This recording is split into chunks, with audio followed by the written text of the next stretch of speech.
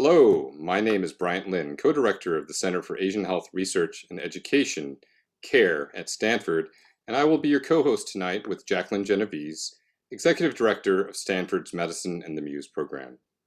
Thank you so much for joining us for a very special Stecadome concert celebrating AAPI Heritage Month. Tonight, we will have a packed concert in honor of Asian grandmothers, followed by an impressive panel that we have gathered to discuss the experiences of generations of Asian women, moderated by KPI's reporter Kit Do. In addition to the performances, we will show a few videos sent in by community members honoring their Asian grandmothers. We welcome our viewers, new and returning, to celebrate Asian American and Pacific Islander heritage and to condemn anti-Asian hate. Please go to stopaapihate.org to report any incidents or for more information, and please support your local Asian communities wherever you are viewing from. Great thanks to Nina Lee and Tenzin Yuthuk for helping organize this event, and special thanks to Alice Wu and the CARE Vincent VC Wu Fund for their philanthropic support. I'll hand it over to Jackie, who is my indomitable and intrepid co-host, as well as a grandmother of one of our frequent viewers right now. Thanks, Bryant. And I just wanted to say a quick thank you to all of our performers and our panelists. This is going to be just a really special and amazing night. And as Bryant said, I am a grandmother, and my older children also have an Asian grandmother who is actually battling ALS right now with amazing grace and grit. So this theme is really resonates with us as well at home. So thank you all, and thanks for joining us to the audience members, and we hope you enjoy the evening. Thanks. Great, thank you so much, Jackie, for those words. Some people may ask, why Asian grandmothers? Why did we choose Asian grandmothers? Jackie and I were inspired to dedicate this concert to Asian grandmothers by Ms. Xiao. In another senseless act of anti-Asian violence, a man in San Francisco attacked Ms. Xie, a 75-year-old grandmother, Ms. Xiao, a 75-year-old grandmother. After being viciously punched, Ms. Xiao used a wooden board to fight back against her attacker. Her attacker was bloodied and left on a stretcher while Ms. Xiao walked away. Ms. Xiao is donating $1 million collected from a GoFundMe account set up by her grandson, Jonathan Chen, to charities combating anti-Asian hate. She is a shining example of the grace and power of grandmothers everywhere. Great thanks to her grandson, Jonathan, for recording this video to start off our concert.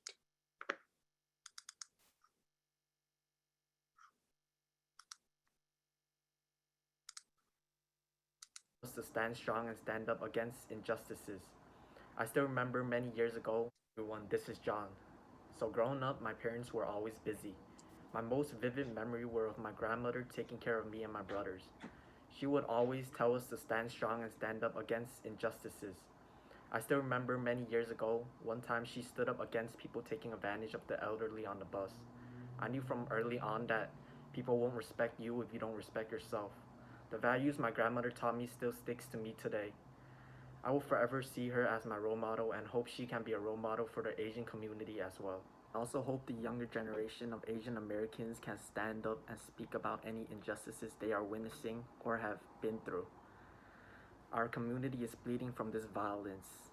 We must protect our elders at all costs.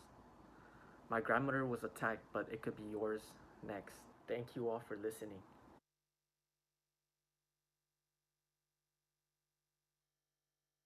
Great thanks to Jonathan for sharing that video, and really great thanks to the admirable example his grandmother has set for all of us. Next up, I will hand it back to Jackie Genovese, who will introduce our next performer, Stephen Shigematsu. Just 1 second here. We just need for Stephen to start his video. Give me 1 second here. Perhaps while he's doing that, Jackie, you can start introducing him. Oh, sure. Stephen Murphy Shigematsu is a psychologist whose practice integrates art and science, Eastern and Western medical knowledge, and mastery and mystery. He designs diverse and inclusive healing communities at Stanford and for clients as varied as the U.S. Marines and Zen Buddhist monks. His most recent book is From Mindfulness to Heartfulness, Transforming Self and Society with Compassion.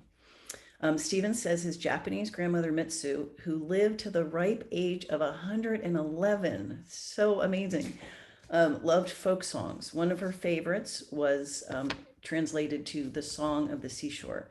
It's a simple song of a man walking by the sea, reflecting on things and people from the past as the waves come in and go out. And I believe that is what Stephen is going to perform for us. Okay.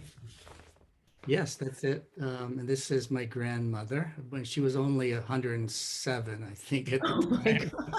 And but when she passed, she was 111. But the Buddhist priest said 113 by that way of counting. And so she lived to a ripe age, and was one person who helped me to really be proud of who I was. And so this is a song that she really liked. So I want to sing this in memory of my grandmother. Fantastic. Take it away.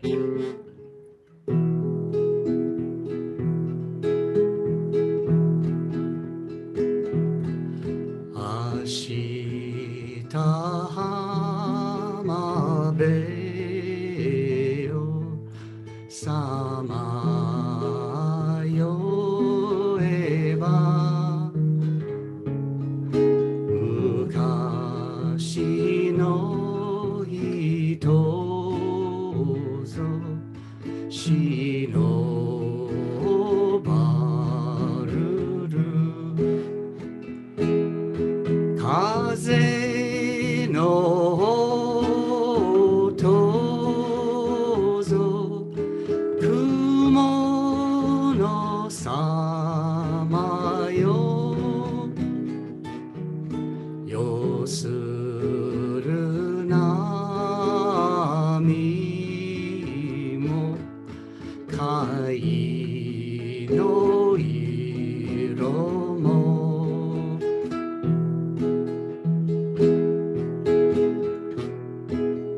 So the second part, he comes back to the seashore at night, and here he sees the sun, or not the sun, the moon and the stars, and the waves coming in and the waves going out. Yube hamabe o motoreba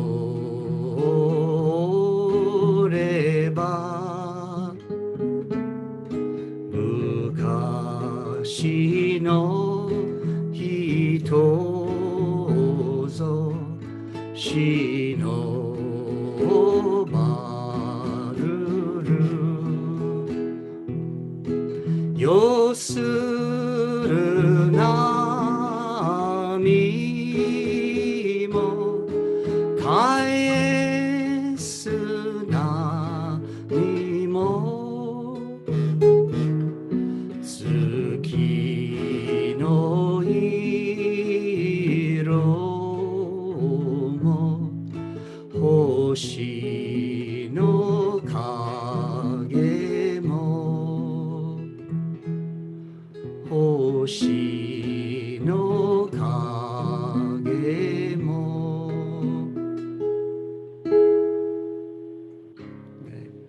Thank you. That was beautiful. Fantastic. Great. Well, thank you so much to Stephen for sharing your talents with us today. We actually had several requests for sharing this on YouTube. So that's one thing, just to let everybody know, we will be posting this on YouTube later. And comment, usually I read a lot of comments, but we don't have time today. From Jorge Aponte Gomez, muy bonito. So perfect comment there. So just a reminder to the audience, please put your comments and applause and anything positive in the Q&A. Would really appreciate you doing that. And next up we have Mr. Michael Zaretsky. We are honored to have Michael Zaretsky join us this evening. Mr. Zaretsky is a longtime member of the Boston Symphony Orchestra, and while on tour in Japan with the BSO in November 2017, Mr. Zaretsky gave a relief concert in the tsunami-stricken city of Ishinomaki, performing music of Shostakovich and others.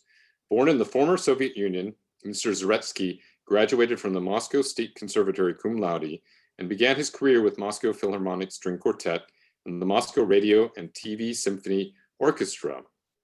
In 1972, he immigrated to Israel and became principal viola of the Jerusalem Broadcasting Symphony Orchestra and a soloist with Radio Israel.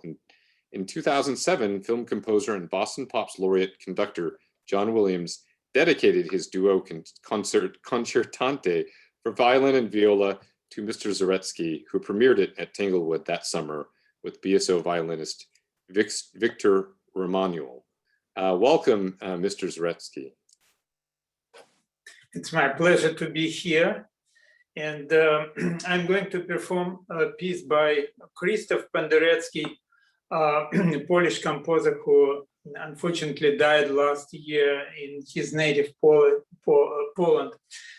He composed this piece at the end of 20th century. And the reason I choose this piece for this occasion because it cries and protests against violence and oppression. Thank you.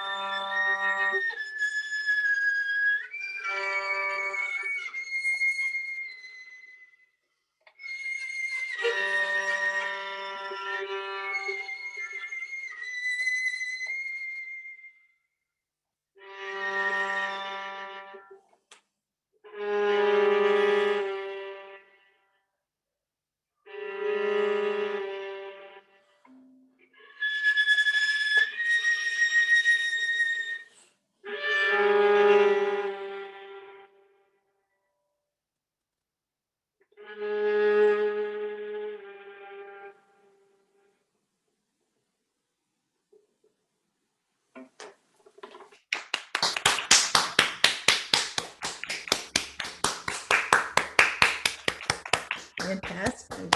Wonderful, fantastic. Some comments.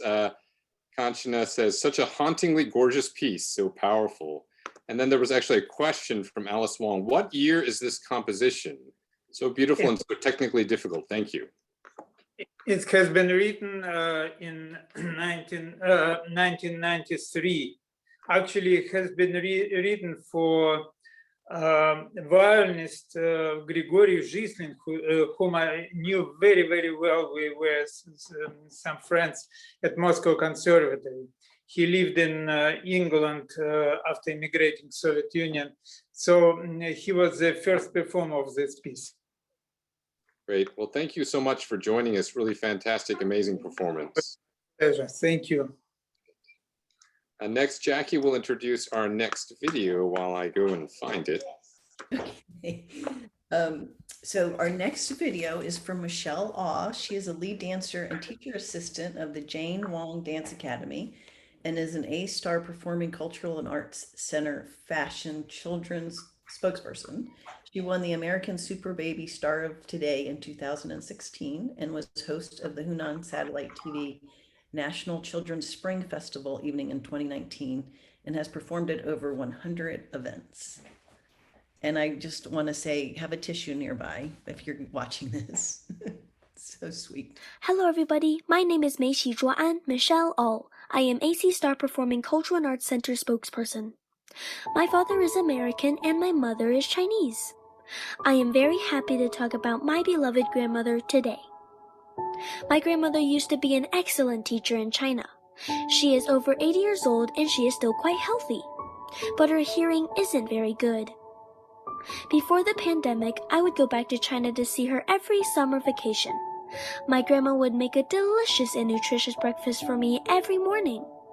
She likes to take me to her vegetable garden and pick vegetables to cook. It's delicious. My grandma loves to watch me dance, piano, and poetry. God gave us a spirit, not of fear, but of power, love. She always supports and encourages me. She often taught me to be an honest, kind, brave, and humble person. It's the pandemic right now, so I can't go back to China to visit her. But I miss her very much. During New Year's, I especially went to the beach to talk to my grandma on the other side of the ocean. I wish my grandmother to be healthy, free from discrimination, safe, and happy forever. I love you, Grandma.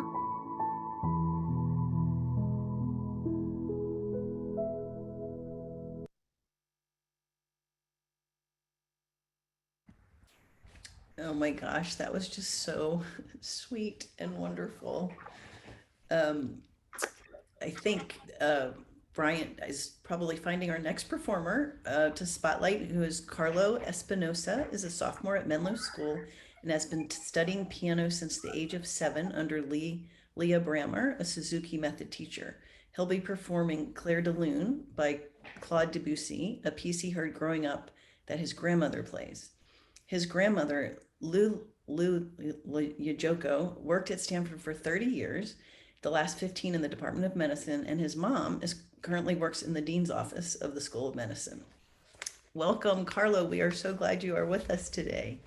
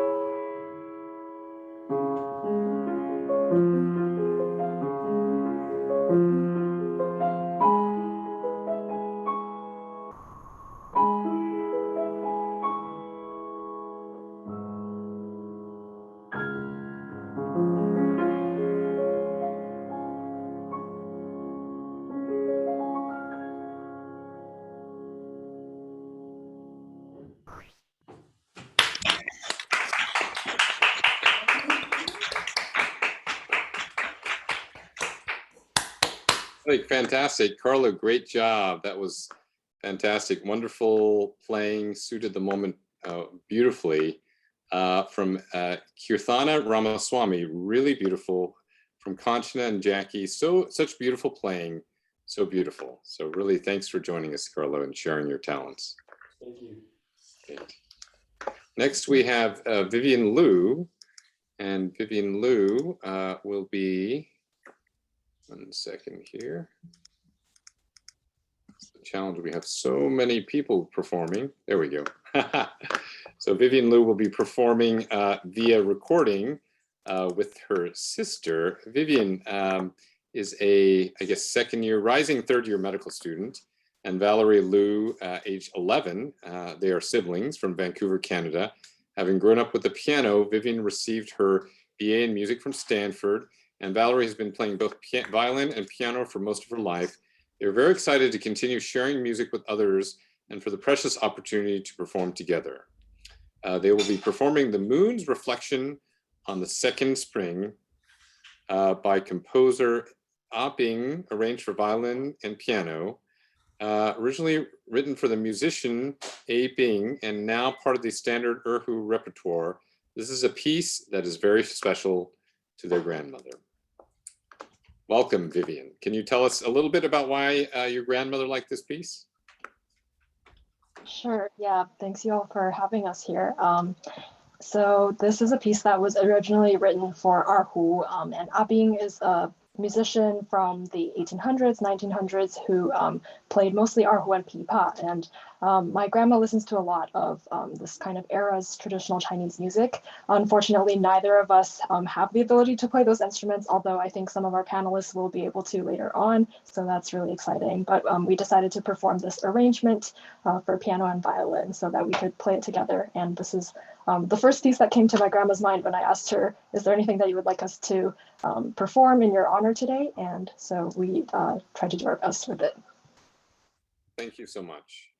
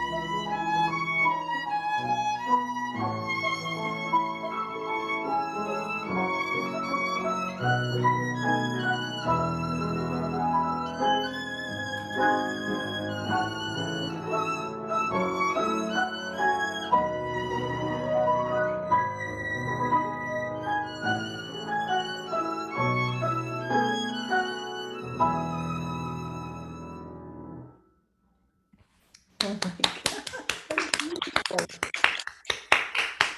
Really fantastic. I think the best comment, of course, is from your fellow performer, Lynn Gerber. So cool, beautiful playing. Would love to play this piece as a violin, erhu, and piano trio with you two. So that's a great idea. We'll make that happen. We'll make that happen. Thanks so much for joining us. Next up, we have Kiana who's with the group, the O-Tones. There we go. Yeah, hello everyone. I'm here on behalf of O-Tone, which is Stanford's East Asian a cappella. Today we will be sharing two songs that we recorded remotely.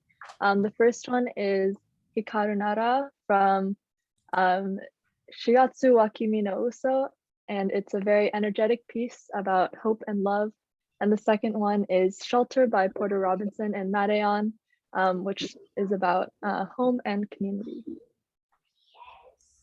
Thank you for joining us today. Really appreciate this. And thanks for sharing the video.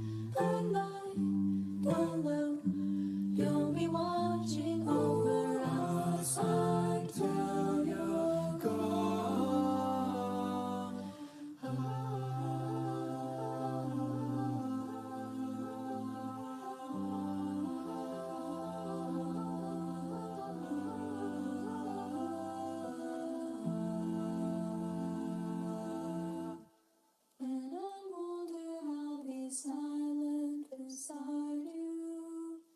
I know words won't be enough, and they won't need to know our names or our faces, but they will carry on for us.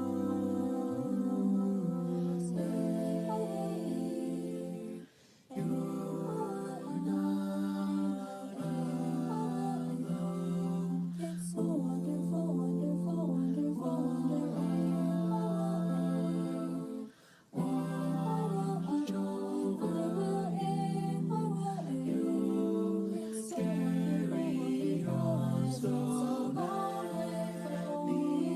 so trust in me, I'll give them shelter like you done for me, and I know you'll be mine, will shine someday, you're gone,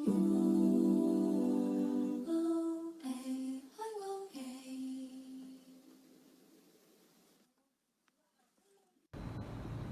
Okay.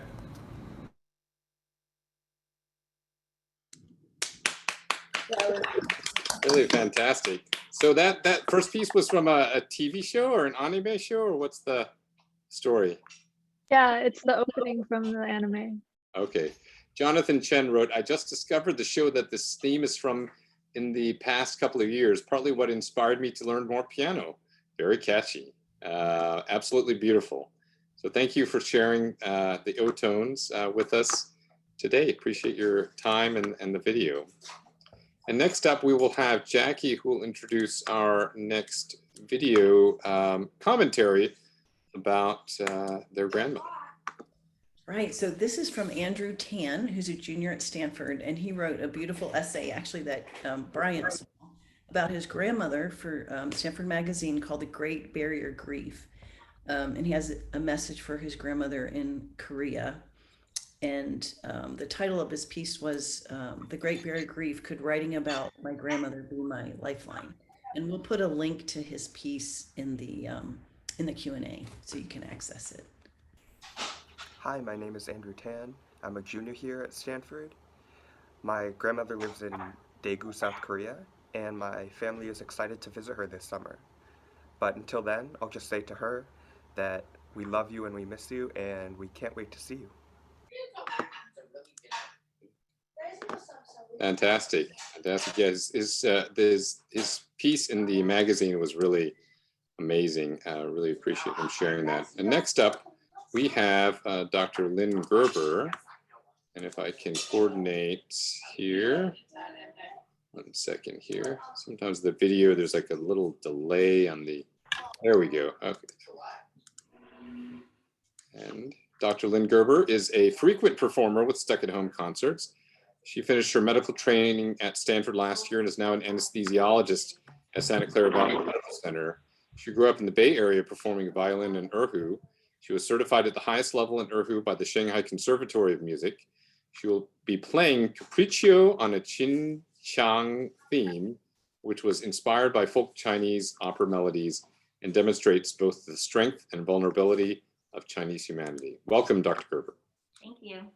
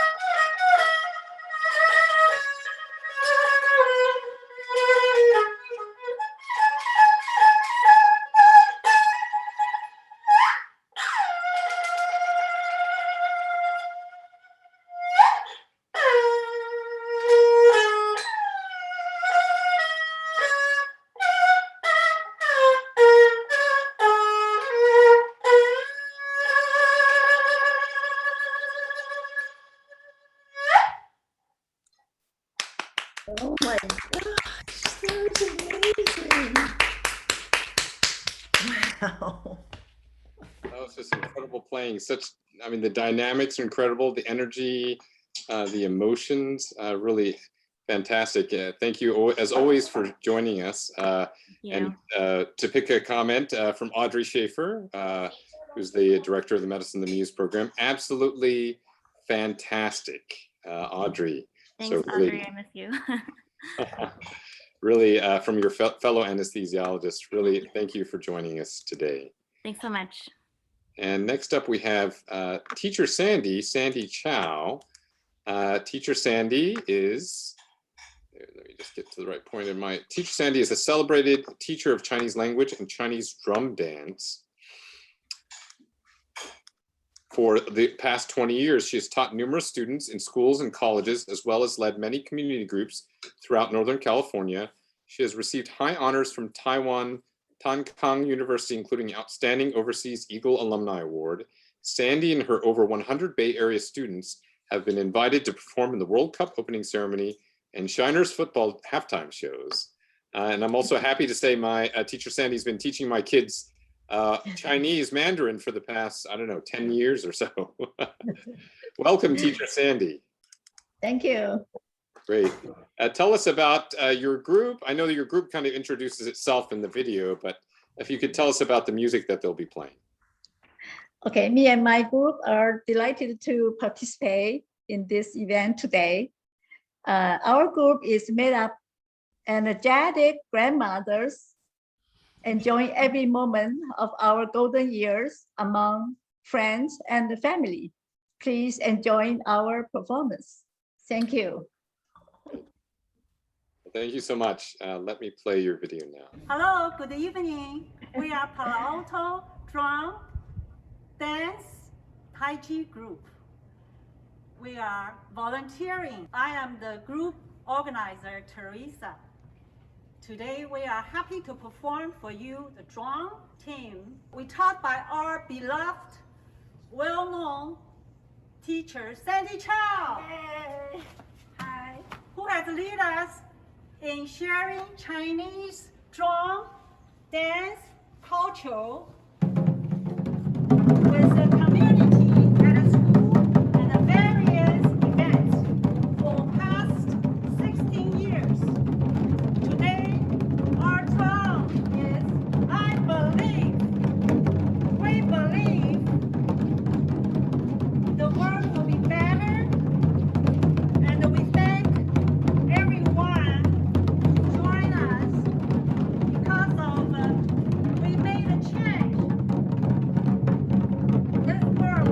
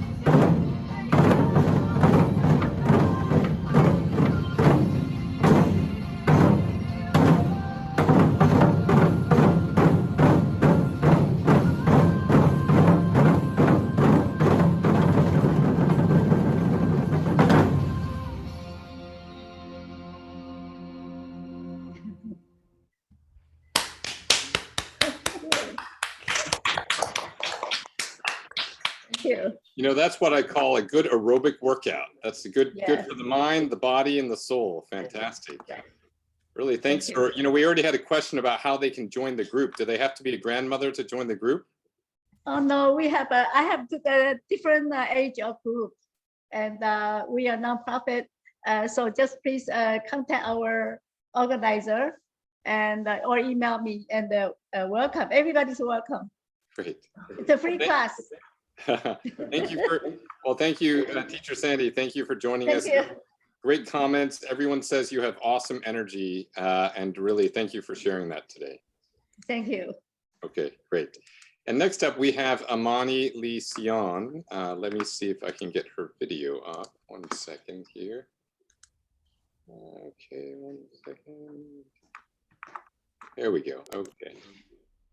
Hello. And she is Amani lives in Mountain View, California. She's in the 6th grade at Bowman School and loves to play the piano and clarinet. She will be playing the Prelude No. 1 from the Well-Tempered Clavier by Bach and YMCA arranged by George Peter Tingley. Please take it away. And today I would like to dedicate my performance to my two grandmothers, Mrs. Salima Lysion and Dr. Halida Akhtar.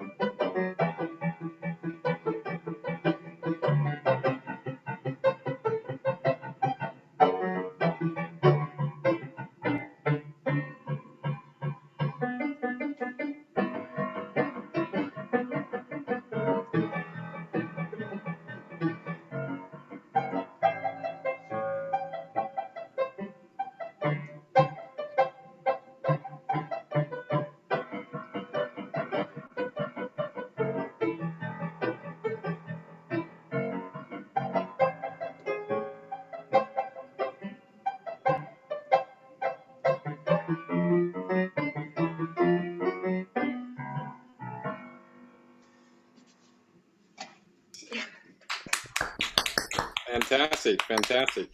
Really great performance. You know, I wish we could hear you live because it's not quite the same. From Jonathan Chen, lovely Bach piece and performance, fun pop song. So thank you, Amani, for joining us today. Next up, we have the Costanza Fong family, if I can find them on video. the problem. We have so many performers today. I had a really tough time saying no to anybody. So, we have a huge list. There we go. Here we are. The Costanza Fong family string trio enjoys exploring varied and exciting repertoire composed for the violin, viola, cello combination from Bach to Beethoven and Schubert to Schoenberg. The group consists of violinist Deborah Fong, violist Ezra Costanza, and cellist Christopher Costanza, and is based in the Bay Area of California. Deborah is an active performing violinist and who is on the faculty of Stanford University. Ezra is finishing their artist diploma in viola at the Glenn Gould School in Toronto. And Christopher is an artist in residence at Stanford and the cellist of Stanford's ensemble in residence, the St. Lawrence String Quartet. In honor of Deborah's and Ezra's Asian grandmothers, the group will perform the beautiful romanza from the Serenade, Opus 10, by Erno. I'm not going to be able to pronounce. You're going to have to help me out. Von Doknanyi. Okay. Hungarian composer. Great. Well, please take it away. We will. Yeah.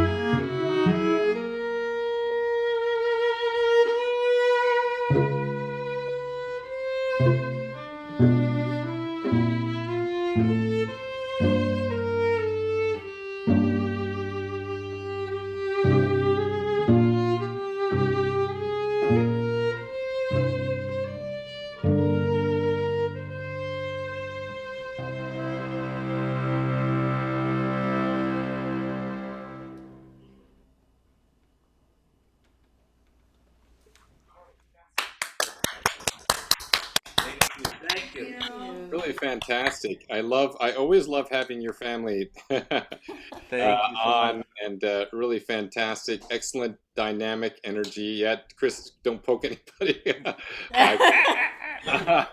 Those are dangerous weapons.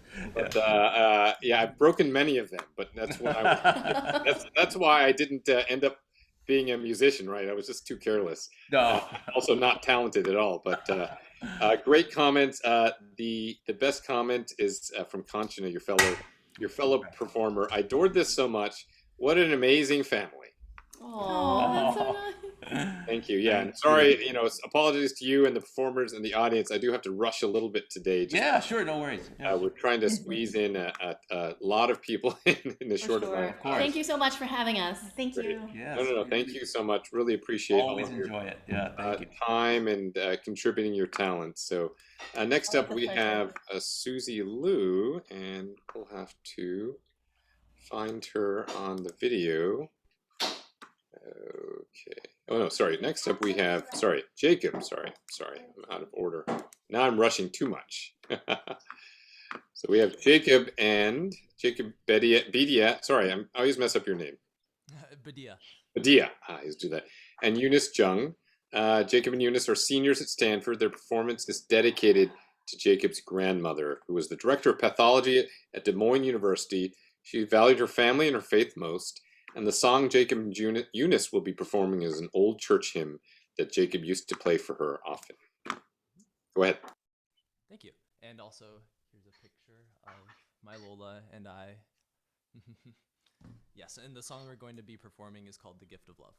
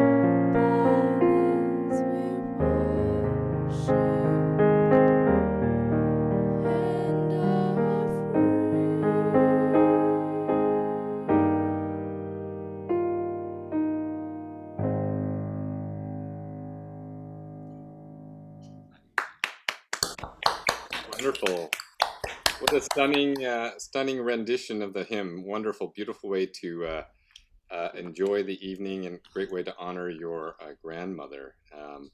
And from Dr. Audrey Schaefer, and stunning, and from one of your fellow performers, so gorgeous and very touching. Thank you. Great. And next up, we will have Susie Liu.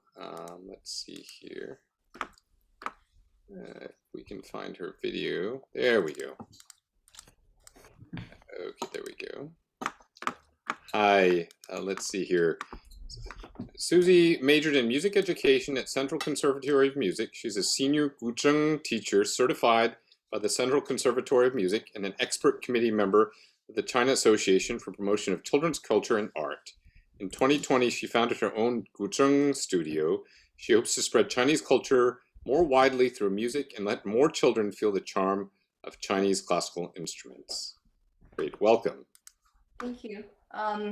Actually, I want to play two short songs today. The first one is named Most Affection Person. The second one is Day Lily, what I write on the screen. So the first song is the happiest song. So can I start? Go ahead. Yes, please.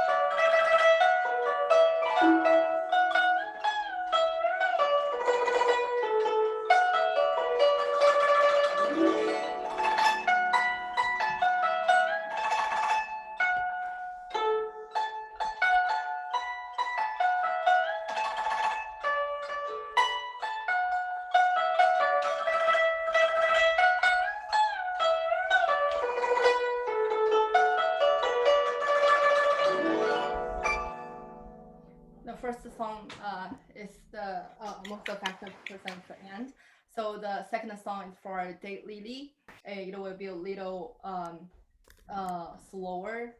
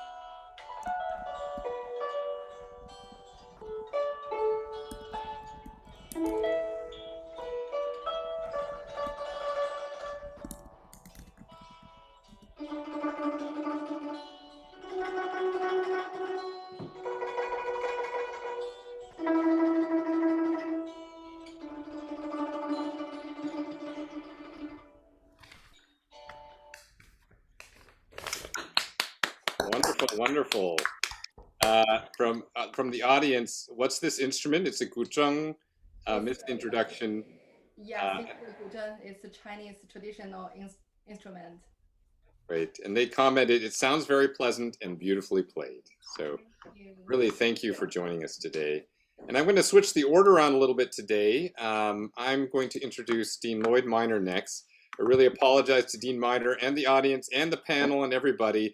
You know, we had so much demand for people to perform today that I just couldn't say no. So this is going a bit longer than I expected, but you know, I can't imagine. Dean Minor is like the busiest person in the whole medical school, and really thanks for his support. And Dean Minor, as many of you may know, is an avid cellist and a big supporter of the Stuck at Home concerts. He's the Carl and Elizabeth Naumann Professor for the Dean of the School of Medicine, Professor of Otolaryngology, Head and Neck Surgery, and by courtesy of Neurobiology and Bioengineering. He's a scientist, surgeon, and academic leader. He's been at the Dean of the School of Medicine since December 2012. As Dean, Dr. Minor plays an integral role setting strategy for the clinical enterprise of Stanford Medicine, an academic medical center that includes Stanford University, School of Medicine, Stanford Healthcare, and Stanford Children's Health and Lucile Packard Children's Hospital at Stanford. Under Dean Minor's leadership, Stanford Medicine has established a strategic vision to lead the biomedical revolution in precision health. The next generation of healthcare, precision health, is focused on keeping people healthy and providing care that is tailored to individual variations. It's predictive, proactive, preemptive, personalized, and patient-centered. And I know, Dean Minor, again, thanks for joining us. And you're a huge supporter of the Asian community at Stanford and beyond. And I know you're a huge supporter of the Center for Asian Health Research and Education. So I welcome you today. Appreciate your time. Well, Brian, thank you very much for that kind introduction, and huge thanks, Brian, to you and to Jackie for organizing the Stuck at Home concert series. I've so enjoyed listening to them. I was honored to perform in the series in November, and really want to thank you. It represents the very best of what we are at Stanford, that in this challenge of the pandemic, you and Jackie came up with this wonderful idea to have virtual concerts that can bring our community together at times when we can't be together in person. I really appreciate having the opportunity also to make a few remarks tonight about the value, the importance of our Asian American, and Pacific Islander community. And let me just begin by saying that I deplore in the strongest possible terms the violence against the Asian American, and Pacific Islander community, AAPI community. Our AAPI community plays such a vital role here in Stanford Medicine, at Stanford University, and indeed around this country. And I think it's very appropriate, Bryant, that you added on this special concert tonight to provide an opportunity for members of the AAPI community to come together to demonstrate the extraordinary talent that exists within the community, and to honor those who have made this community possible, the grandmothers, without whom none of us would be here today. I think the pandemic, has taught us many things, and we'll still be figuring out those things for years and decades to come. But one thing it for sure has taught us is the importance of taking care of each other, looking out for each other, being there for each other, even when we can't be physically together. I am, by the way, looking forward to that time when we will be able to be physically together again. But until then, we need to do everything we can to express our support for each other, particularly those communities such as the AAPI community that have been so often marginalized in the past, discriminated against, and as we've seen all too vividly and horrifically, physically harmed in our society today. I believe fundamentally we're a society about love, about tolerance, about concern for each other, but we've fallen by the wayside in some respects, even leading up to the pandemic, but particularly accentuated by the pandemic. Therefore, it's really important that values-driven organizations like Stanford University and Stanford Medicine, that we do everything we can to assert those values of equity, justice, and inclusion, and that we do everything we can to support each other to make this the society we know it can and must be. So thank you again for inviting me to make a few remarks here tonight. Thank you to all the talented performers this evening and throughout the series. And Brian, I'll turn it back over to you. Be well, everyone, and take care. Great. Thank you so much, Dean Miner. Really, thanks for those wonderful words. So well spoken. I really appreciate all your support for our community, our university, and your leadership throughout the country and the world. Really appreciate your time today. And thanks to the audience for their patience. We do have one more performance. I thought this was an appropriate time to have this performance right before our panel. And thanks again to Kit Do for his patience and volunteering to be our moderator. So we will have Kanchana Paramaswaran next. And she is, one second, I've gotten all my windows mixed up here. There we go. Okay. So she is a rising junior at Mountain View High School. Kanchi is trained in both Indian and Western classical vocal music. She has performed in many musical theater productions and is passionate about performing for causes that support minorities and women. As part of her Indian musical heritage, she has performed to raise awareness for, you'll have to help me with it, Narika? Yeah. Narika, okay. An organization that supports abused women, and the South Asian Heart Center. Kanchi was one of 3 sophomores selected to join Mountain View High School's prestigious madrigal choir. Kanchi hopes to make her contribution to humanity by combining her passion for music with her deep interest in mental health and neuroscience when she enters college. She will be singing You Raise Me Up by Josh Groban. Thank you so much, everyone. And that's your grandmother, right? And this you're singing. So absolutely blessed and grateful to have her here with me after like a year and a half of not being able to see her in person. So that's just the biggest blessing in the world. And your grandmother will be one of our panelists, and I see our panelists are waiting patiently. But thank you. Please take it away. Ooh, sorry.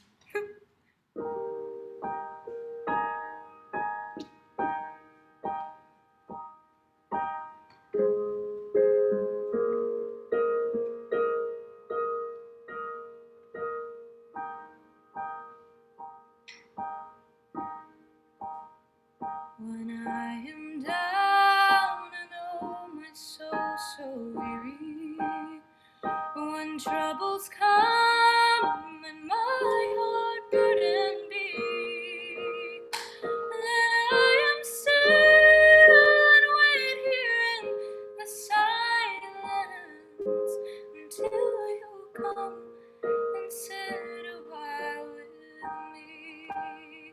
You raise me up so I can stand on mountains.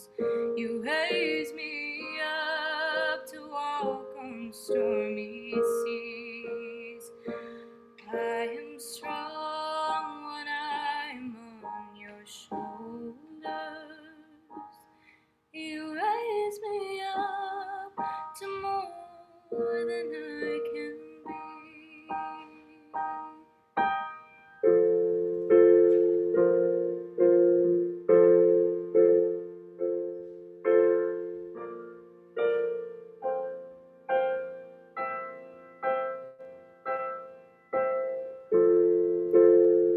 You raise me up so I can stand on mountains. You raise me up to walk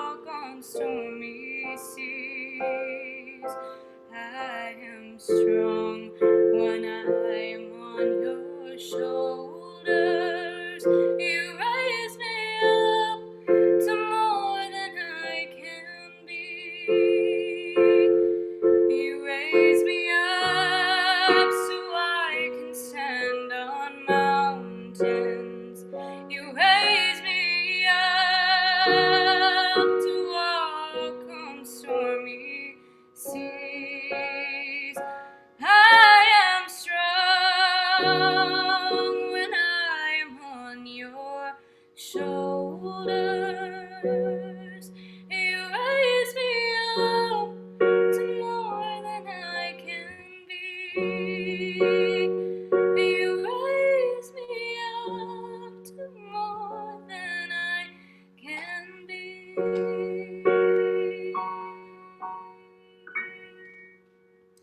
Thank you. Great. What a wonderful way to close the concert portion. I'll read one comment from Karen Yamashita. This young woman's song is so appropriate for the closing music. Thanking formidable women. So perfect way. So thank you for closing the concert, and thank you yet again for sharing your talents with us. It is my pleasure to close the concert portion of the evening and to introduce Kit Do. Kit Do is a general assignment, and he's been patiently waiting, so I really appreciate him. And he's a busy man as well. He was finishing up his, I guess, his reporting just before he logged on. He's a general assignment reporter and joined KPIX in January 2008, and is proud to be back home covering the South Bay for the 10 p.m. and 11 p.m. newscasts. Kit got his start in broadcasting while a student at San Jose State, when a near-death experience off the coast of Monterey almost cost the Bay Area native his life. Kit was on board a U.S. Marine Corps helicopter when it caught fire shortly after lifting off the deck of an aircraft carrier. The chopper made a hard landing back on the carrier, and everyone evacuated safely with only minor injuries. Kit captured the entire... Wow. Kit captured the entire incident on tape, and it helped him win first place overall in the prestigious Hearst Journalism Awards. It also helped him land his first on-air job and instilled a healthy skepticism of helicopters. Kit is a former co-president of the Asian American Journalists Association, the AAJA, Atlanta chapter, and has earned an Emmy and Best Reporter honors for his work at stations in Atlanta and Albuquerque, New Mexico. He's married to his junior high sweetheart and has 3 children. Hopefully they're patiently waiting as well, so sorry to keep you from your family. But welcome, Kit Do. I'll hand it over to you to moderate the panel and to introduce the panelists. Dr. Bryant Lin, thank you very much for that. I really do appreciate it. And it is an absolute honor to be here amongst all of you. This is my first Stop Asian Hate event, and I love the feeling that we can all come together and try to make sense of some of all of this. I tell my kids that grandma is a better version of their mom because there's less rules and more fun. We love our grandmas. They are matriarchs who are not so secretly calling the shots from behind the scenes. Grandmas are conduits to our past. They connect us to our culture, our language, and they make sure that we never go hungry. A quick story about my grandma. When she learned that I was going into journalism, this is how gangster my grandma is. She said, "I will pay for you to go back and be an engineer if you quit this silliness right now." So, I was bitter about it, but then someone explained to me that, all she wants is the best. She wants the sure thing, the doctor, lawyer, engineer. That's kind of the dream, back in the day, but she ended up being very proud of me. So I was very glad to have her when we did. And that's why we have a lot of distinguished panelists and guests today. You are grandmas, you are matriarchs, you are leaders and titans in your field, academia, law, government, tech, mental health. We are here to pick your brains in your field of expertise. We want to talk about the elephant in the room for so long that we have been kind of compartmentalizing, pushing aside. We're talking about racism. We want you panelists to use your platform, your voice, your skills, your expertise. Dealing with racism is just as much about healing ourselves as it is trying to change those around us. So really what I want to leave today is with the feeling of hope and optimism. So our first panelist, Dr. Manjula Waldron, currently an adjunct professor at Prevention Research Center at Stanford University. She was the first Asian woman to receive a PhD in electrical engineering from Stanford in 1971. Someone's got to be first, right? She completed her undergraduate work at Delhi University and the Indian Institute of Science, Bangalore. She received her master's and PhD in electrical engineering from Stanford. She writes and lectures on mind-body medicine, successful aging, biomedical product design, design for diversity, deafness, autism spectrum, and smart robot collaboration. And she also holds a certificate in novel writing from Stanford's Continuing Studies program and is waiting to publish her first novel, Love Partitioned, about a woman's transformation during the partition and independence of India. And hopefully that'll be on made-for-TV movie and Netflix, yes? During her long career, Dr. Waldron has taught at Stanford, Ohio State, University of Houston, University of New South Wales, and University of Technology in Australia. So thank you and very much and welcome, Dr. Manjula Waldron. Our next panelist, Annapurna Krishnan. She was born in 1947 in South India, one of the very few women athletes selected from her college to climb Mount Kanchenjunga at the age of 16, along with Sherpa Tenzing Norgay. And after earning degrees in economics, commerce, and statistics, she went on to be a banker at the Reserve Bank of India. And she met her husband at the Reserve Bank and was married in 1971. They migrated first to Europe and then to the United States, where Annapurna raised her 3 young daughters. She has a passion for Indian classical music that led her to become a musicologist and purveyor of the arts for the Indian community in Southern California. Mrs. Krishnan is an inspiration for her children, as well as her 7 grandchildren. Any great-grandchildren yet? Not yet. Not yet. All right. And all of whom are Bay Area residents, and Annapurna frequently engages with and continues to inspire the Indian American community of the Bay Area. Annapurna Krishnan, thank you very much for being here. Next up, Fiona Ma. She is the state's 34th state treasurer, and she was elected November 6, 2018, with more votes, 7.8 million, than any other candidate for treasurer in state history. She's the first woman of color and the first woman certified public accountant elected to that position. By the way, the state treasurer's office was created by the Constitution of the state in 1849, and it provides financing for schools, roads, housing, recycling and waste management, hospitals, public facilities, and other crucial infrastructure projects that better the lives of residents. Can you tell us how to get a 0% home loan? Is that That's a federal program. Her office processes more than $2 trillion in payments within a typical year, and she provides transparency and oversight for the government's investment portfolio and accounts, as well as for the state's surplus funds. Treasurer Ma oversees an investment portfolio of more than $125.4 billion. Who's that?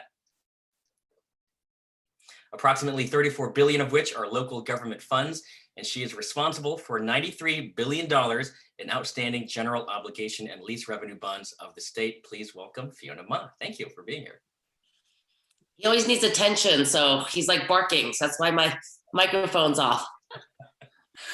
Next up, the Honorable Lillian Singh. Judge Lillian Singh is the first Asian American female judge in Northern California. She retired from the San Francisco Superior Court in 2015 to start the Comfort Women Justice Coalition and build the Comfort Women Memorial in San Francisco. And she has received numerous awards, including Trial Judge of the Year Award from the Trial Lawyers Association, Women Making History Award from then U.S. Representative Barbara Boxer, Woman Who Could Be President Award from the League of Women Voters, even though she was born in China. She is a founding member of numerous human rights and women rights organizations, including the Rape of Nanjing Redress Coalition, Comfort Women Justice Coalition, and Chinese for Affirmative Action. By the way, that group is the organization that initiated the whole Stop AAPI hate in a response to the alarming escalation in xenophobia and bigotry resulting from the coronavirus. And they have the report that is widely cited all across the country that's tracked over 6,600 reports of hate incidents against AAPIs across the US between last March and March of this year. And that is 40% of those incidents are right here in California. The Honorable Lillian Singh, thank you very much for being here. Thank you. And Julia Hu, excuse me. Julia founded LARC to make healthcare more personal and compassionate through AI. And LARC's AI chronic disease platform helps payors offer unlimited one-on-one chronic disease prevention and management to all patients. Lark's AI is fully medically reimbursed and has been named Business Insider's 10 most innovative companies in the world.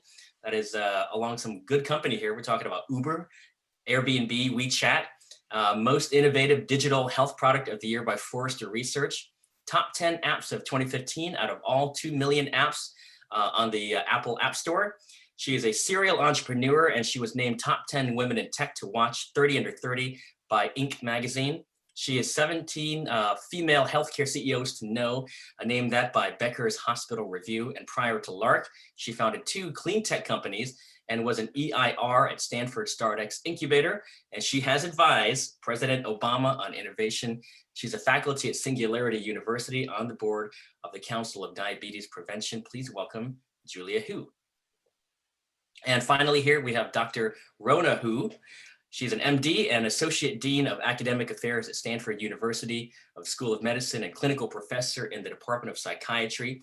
She was Medical Director of the Acute Psychiatric Inpatient Unit at Stanford Hospital for 20 years and founded the Stanford Mental Health for Asians Research and Treatment Clinic, part of Stanford's Diversity Coalition.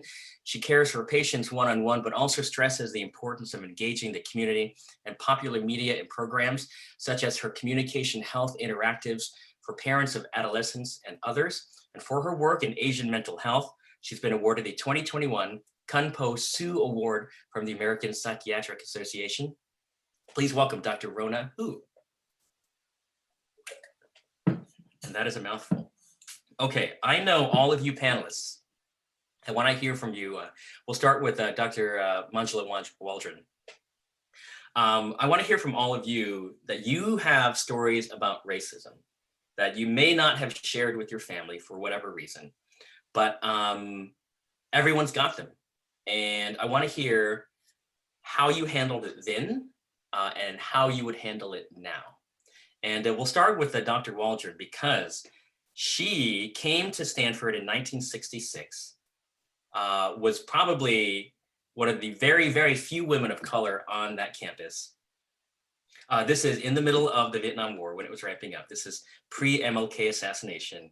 This is pre-Robert Kennedy assassination.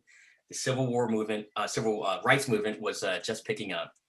And you said that you were just an Indian woman riding her bike wearing a sari, shunned by your mostly white male colleagues. And you called Stanford a hostile environment. You were very lonely and fearful. How did you survive that? And what would you tell your younger self now? There is a lot of difference in being 23 and being 78. And one of them is you get a lot more, you collect a lot more chutzpah through your life's journey. I think whoever runs the show threw everything and the kitchen sink as well at me and say, okay, see if you can survive that. I think being clueless sometimes helps because when I came, I had this Voice of America, I guess, thing. When I arrived in Times Square and started walking, I was surprised that they were colored people because my thing was totally in Voice of America and Hollywood movies where there were no colored people, only whites, and everything was geared to whites. And so I had this total misperception of what America was. And one by one, these things were taken off from my eyes. And I was kind of surprised. But I guess not being any fan of humanities in those days, I just continued my journey and was very surprised when I was not accepted by my colleagues. So let me give an example. We were supposed to take qualifying exam the first quarter we were here. So that would be January of 1967. And I asked the secretary, because she was the only one who talked to me, what do I have to do? And she said, nothing, just show up. They just want to examine you. I said, well, that's easy. And then I started to see this little cluster of men around my office, in different offices, getting together. And in those days, men's dorm and women's dorm were separated. And so they just said, and I said, what are you doing? He said, we're studying for quals. The secretary just told me, you don't have to study, just have to show up. And they looked at me and said, like I believed in Santa Claus. And so I said, well, can I study with you? Oh, no, women are not allowed, and all kinds of ways in which, and I was the only woman in the whole department of electrical engineering. And so I did the next best thing that I knew as a human being, just snooped. What are they studying? Went to the library, got the books, studied them on my own. What would I do different now? I'd go up in their face and shake them like I've shaken a lot of the presidents of the universities I worked with. I exist, don't look over me. I am here, talk to me. I am part of your faculty. But I couldn't do it those days. I just, survival. And that's lead to not belonging, because being an only woman and colored woman and everybody else was white. You were talking about MLK Jr. I was an RA in Lagunita in those days, and in that year. And there was only one African-American woman, colored woman on campus, and that was in Lagunita. And,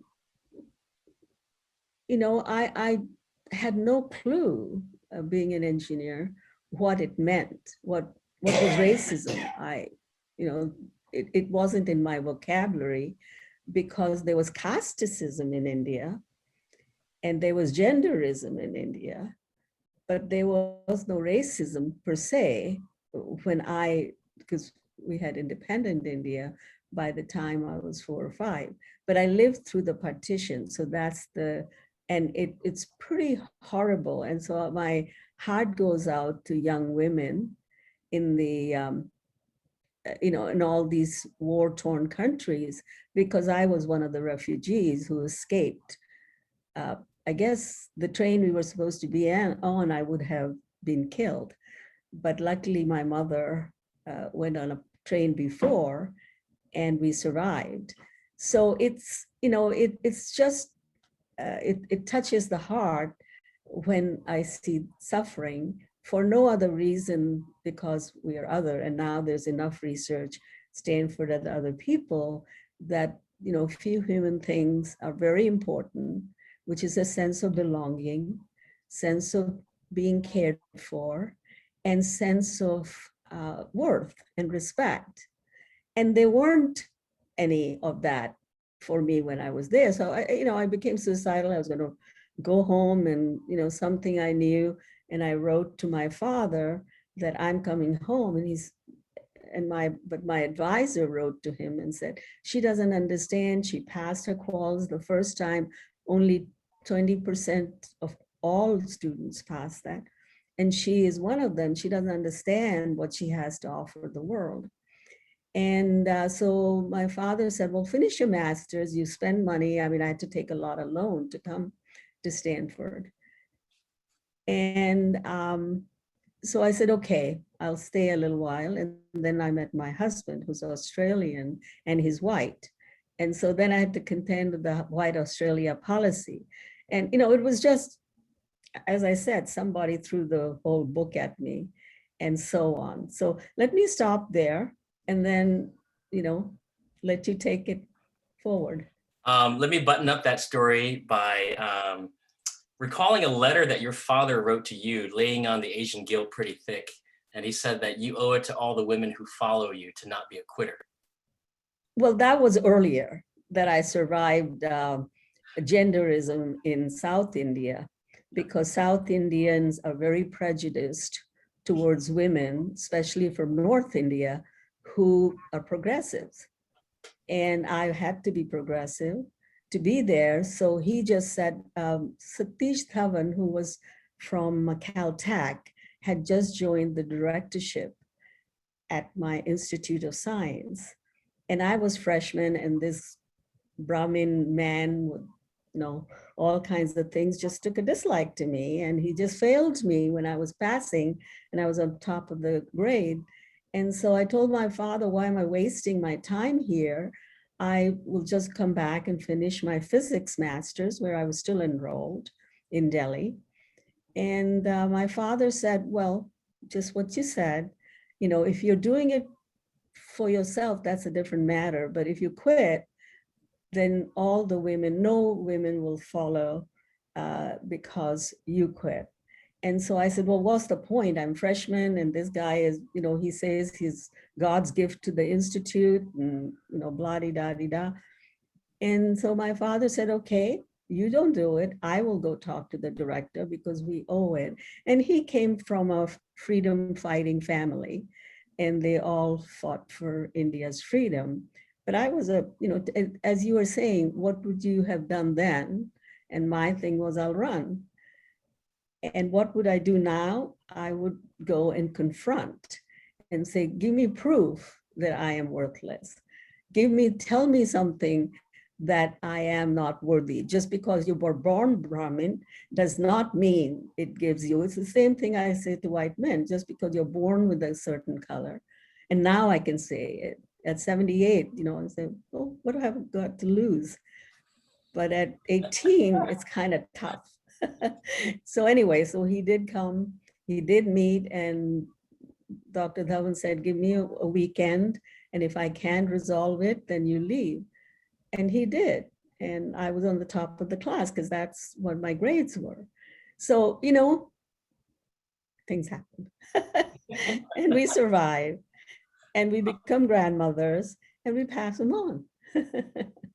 Fiona Ma, I see you laughing over there. I feel like you have many stories at the Capitol. What kind of sticks out in your mind? Have you had to put anybody in their place?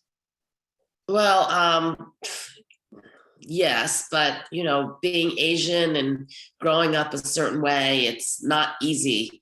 So I'm a little bit more passive aggressive versus like right in someone's face when I'm upset, which is not easy. I don't like confrontation. It's just something that I was never brought up with.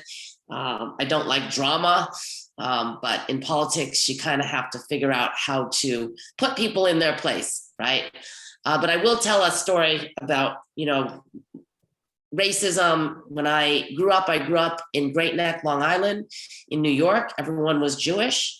Only a handful of us that was not, and I really wasn't treated any differently. I never felt discriminated against.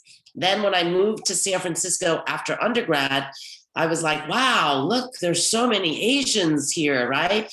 It is so diverse here in California. It's so amazing. But there's more racism I felt here in California than I did in New York. And when I first ran for my first race on the San Francisco Board of Supervisors, I ran out in District 4, which is the Sunset District.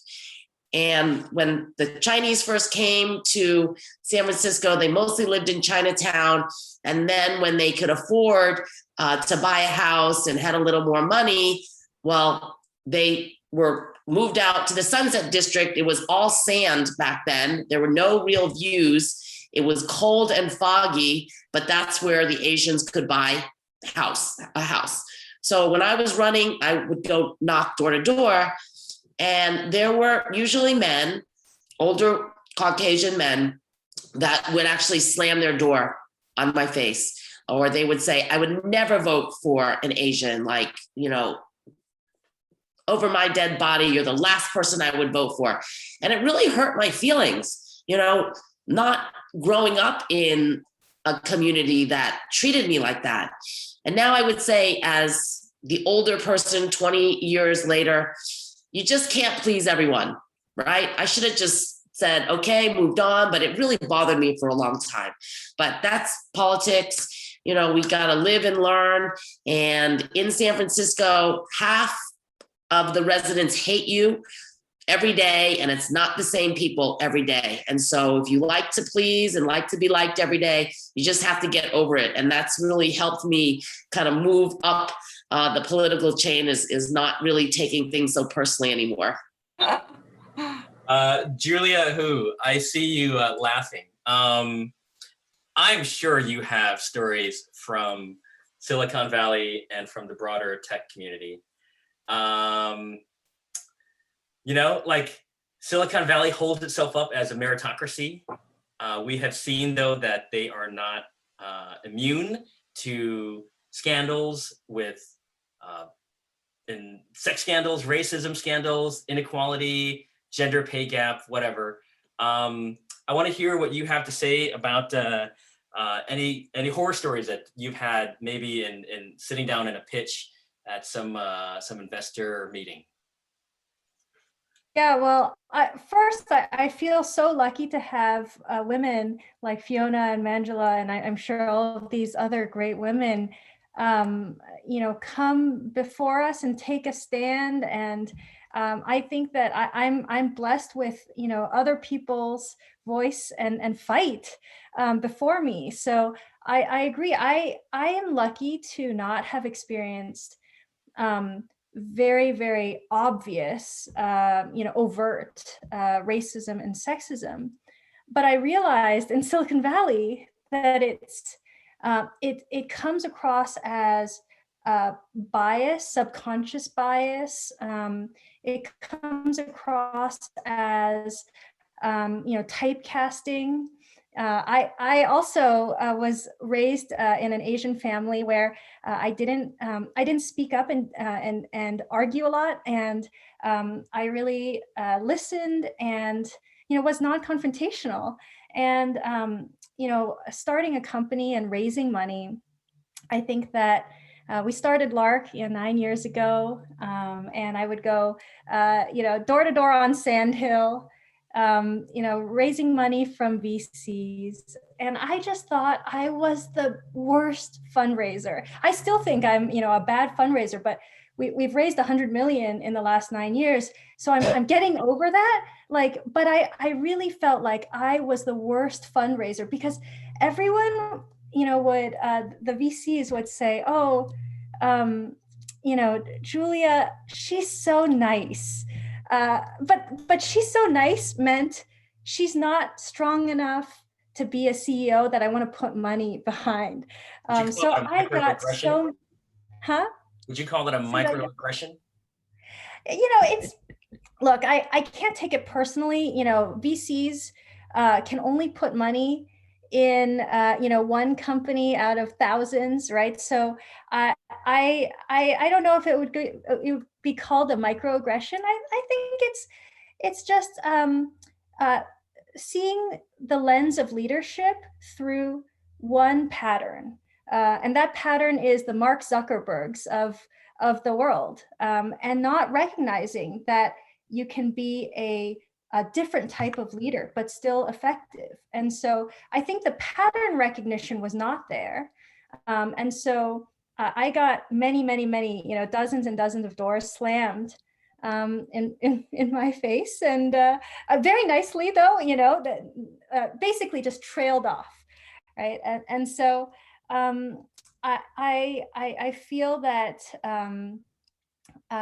you know, I also would say don't take it too personally. I think the one thing that's really helped me is that I am extremely stubborn, and I just kept on going, and I you know, found other ways to find investors.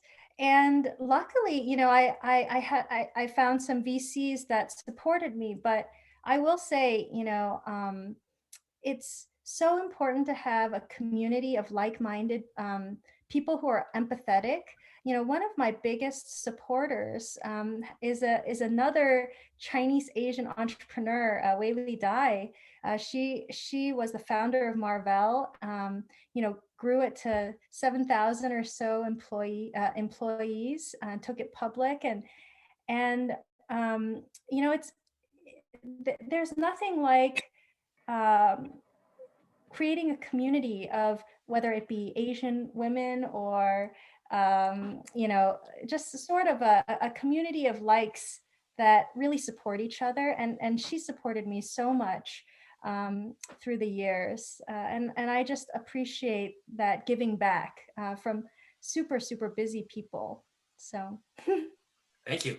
Judge Singh, were you welcome to the bench amongst your colleagues with open arms? Was it an uphill battle? I imagine the bench is a very collegial place. Do you have any racism horror stories to share? Kit, the bench is not that encompassing when I first started. Don't forget, in those days, there were not people like you or me or anybody that on this panel that are judges. Judges are male, whites. Often people say, "You're a judge, but you don't look like a judge." Well, I tell them I am a judge, but that's not the experience I want to talk about here. I wanted to share with you my experience when I first came to the United States. I came here when I was 15, and I was pursuing the American dream, and I got the American dream. I got a scholarship to Occidental College and then Columbia University. And by the way, Julia, Obama followed me. He also went to Occidental and Columbia. But when I came to the United States, well, actually, when I'm from Shanghai and then Hong Kong, everybody looked like me. I didn't feel discrimination. When I came here, when I came to San Francisco, I felt like, my gosh, this society is full of discrimination. This is the land of the opportunity, the land of the free. Why is there so much hatred, discrimination against minorities, against people who look like me? I also learned about the horrible massacre of Chinatowns in California during the 1800s, when the Chinese camps were burned down, Chinese were driven away from their communities simply because of race. So racism has always existed in the United States. And then when I graduated from law school, I specialized in immigration law. The reason is because there's so many immigrants who were treated so poorly, but I get to represent some of the victims of the McCarthy era. These were the citizens of Chinese American ancestries whose citizenships were taken away from them simply because of their race. We're talking about racism today. Racism means what you look like, your race. United States government discriminated against a whole community because of one's race. Now, these clients of mine belong to a society, a Chinese youth club called Mingqing. And all they did was learn Chinese culture, singing and dancing, but they were taken, they were searched by the FBI, citizenships were taken away simply because of their ties to China. In those days, McCarthy hated communism. China was a communist country. So anyone connected with China is a suspect. And McCarthy really raided the Chinese community and went after them. However, what I'm so sad by is today, the same thing is happening today. What is happening today?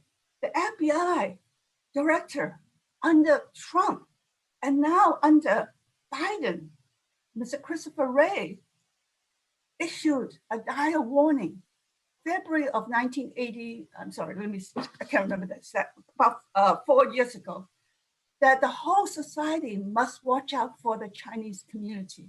It's a whole society threat, which means anyone Chinese is a threat to people in business, in science, in academia, in any field. We are now suspects of being disloyal to the United States. I can't believe that. I can't believe this is a new McCarthyism, except it's even worse. And so you asked me about racism. Personally, I've suffered racism, but not to what is happening to this whole country, to the McCarthy era of the 50s and now the new McCarthy era of the 2021. I'm so saddened by that. And that's what I want to share with you, that racism is here, and what are we going to do about it?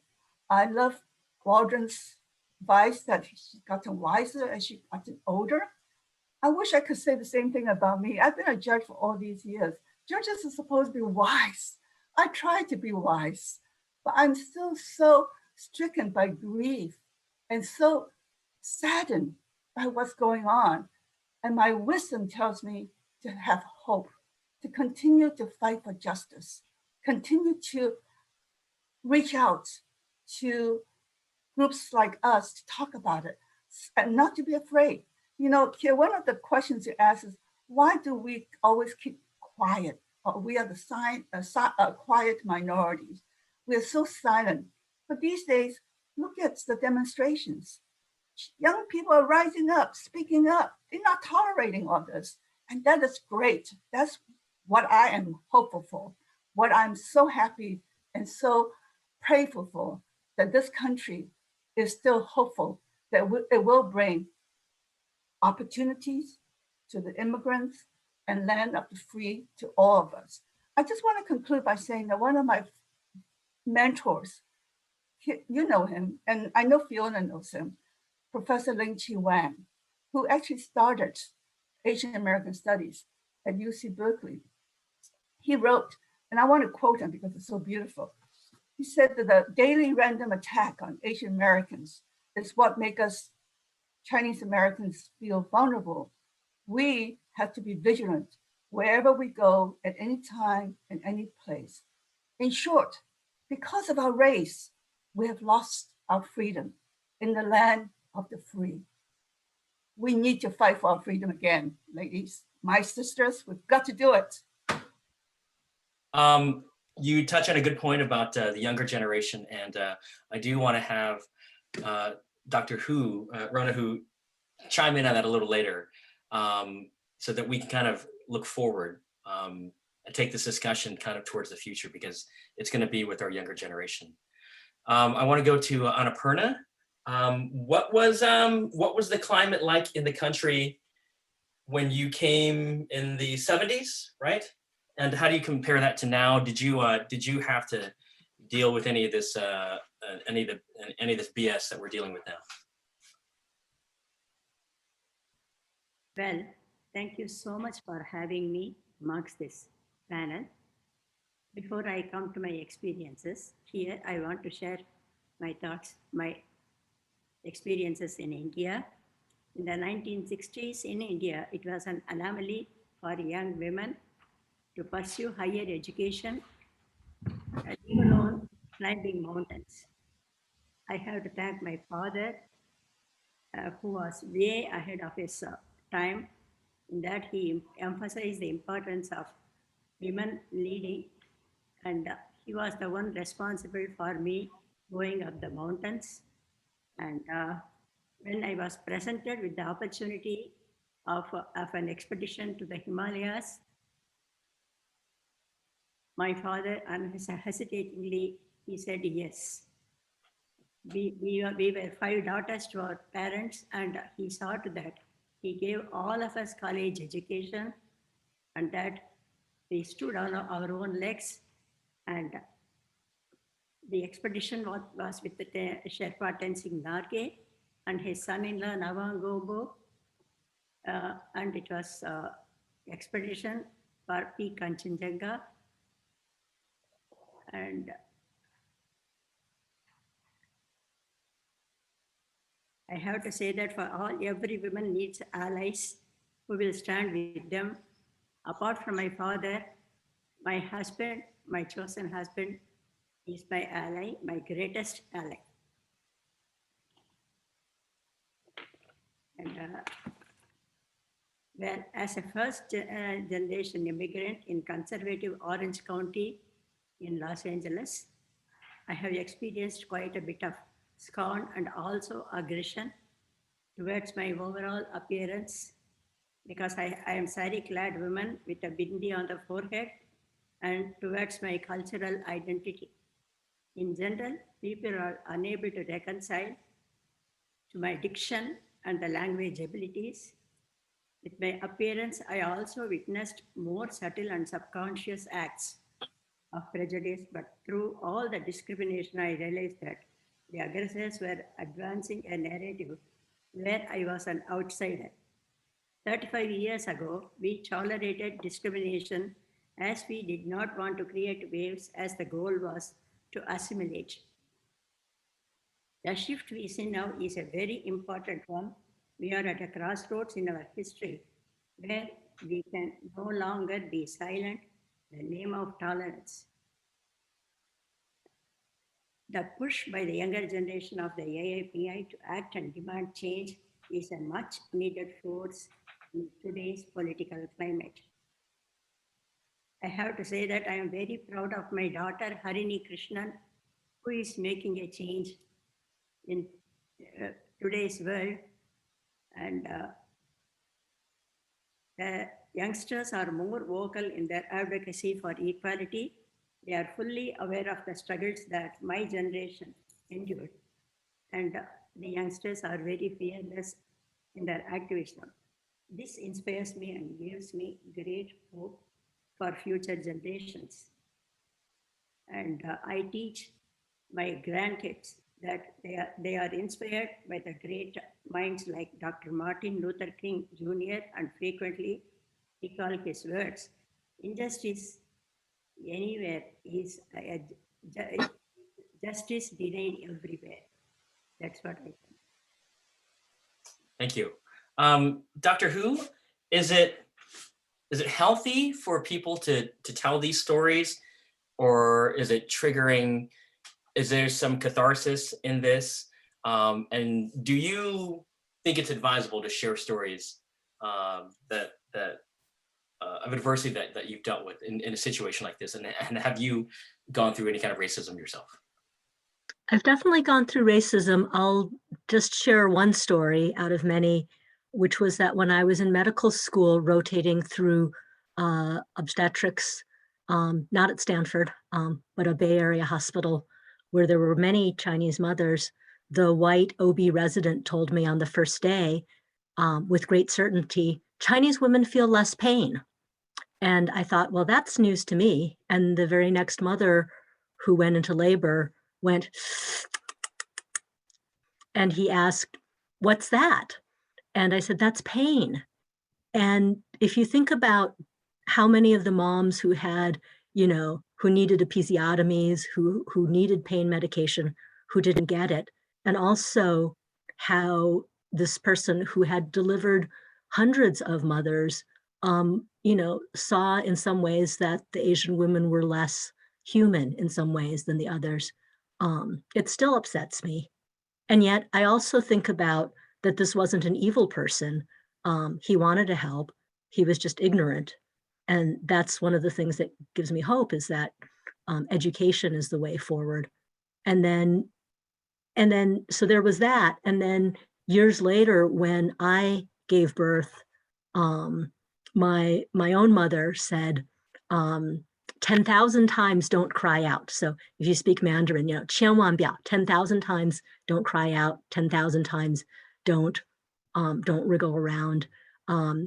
She wanted me to be stoic. Now, what I answered was that I'm having a 9.5-pound baby. I'm going to cry out if I need to cry out. But when you ask, how do these stories help? They let us know we're not imagining it. They let us know that we're not alone. And the only way that we can make change, we have to let each other and other people know that we're human and that we feel pain. And I'm wearing pearls, and I like to use this as an example of if oysters didn't feel pain, there would be no pearls. There would only be injured oysters, right? So this is what we don't want to do. As Asian women, I'm not a grandmother yet, but hats off to all the grandmothers. If we just say, we're fine, it's like, I don't feel it. Nothing's ever going to get better. So we owe it to the people, to our families and people in our communities, but also to people in other communities that are also suffering, to share that.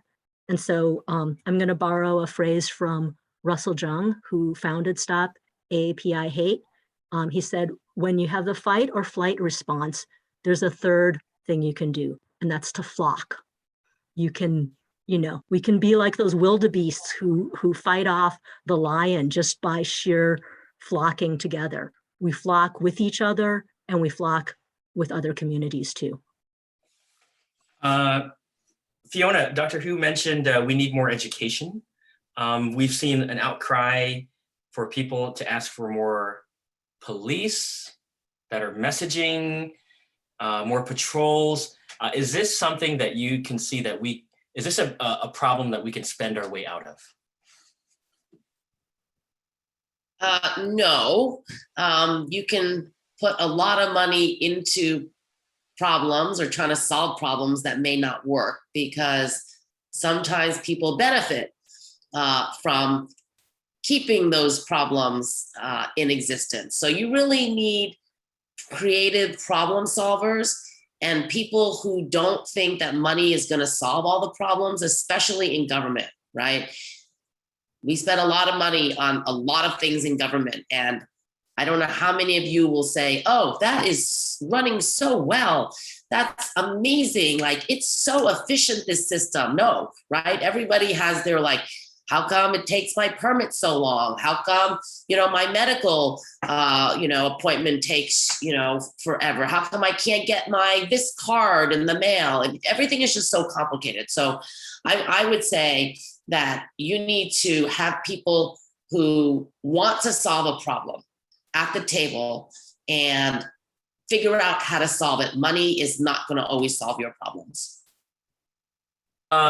Judge Singh, I recently covered a story in San Mateo County where they said that they would start looking at crimes with AAPI victims through a hate crime lens, meaning that police investigators, the DA would approach these cases from that vantage point. So what does this tell you about the justice system that it even it felt the need to respond in this way? Is this the trendy and vogue thing to do? Is it healthy? Would you call this justice? Is it advisable for other DAs who have to answer to outspoken constituents? Is it wise for them to take heed and consider this approach?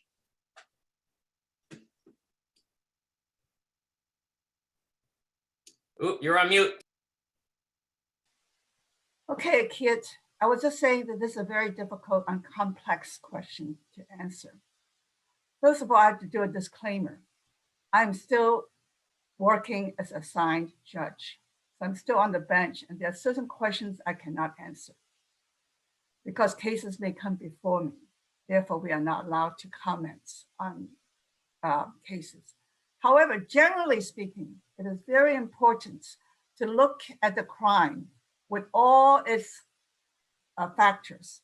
Race is definitely a factor. Hate crimes are happening. And in the past, let me just give an example. In Virginia, where the women facial massage parlors were killed. Where in Virginia? Somebody remind me. It was in Atlanta. Atlanta. And actually, to be honest with you, there were 7 Asian women. Everybody reported 6, so is your media. That's because the 7th person married to a white guy with a white name, but she is Korean American as well. So all 7 women were Asians. Now, you just cannot miss that factor. Is it a hate crime? You have to investigate and look into the facts. Whereas the district attorney or whomever is in charge in Atlanta immediately made a statement flat out. He just had a bad day.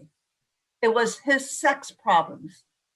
That may be one factor, but you certainly need to look at all the other factors and consider race as a factor. In the past, people did not. I'm glad the district attorneys are now considering that, and it is a factor that you can charge and get additional punishment for. It is very hard to prove, by the way, a hate crime. It's not like just somebody committed a crime against a particular race. It has to be because of their race, the person targeted that individual. So it has to be either word or deed to connect the crime to the race. So it is hard, but it's a very important factor for people to look at. And racism is existing and is a factor today.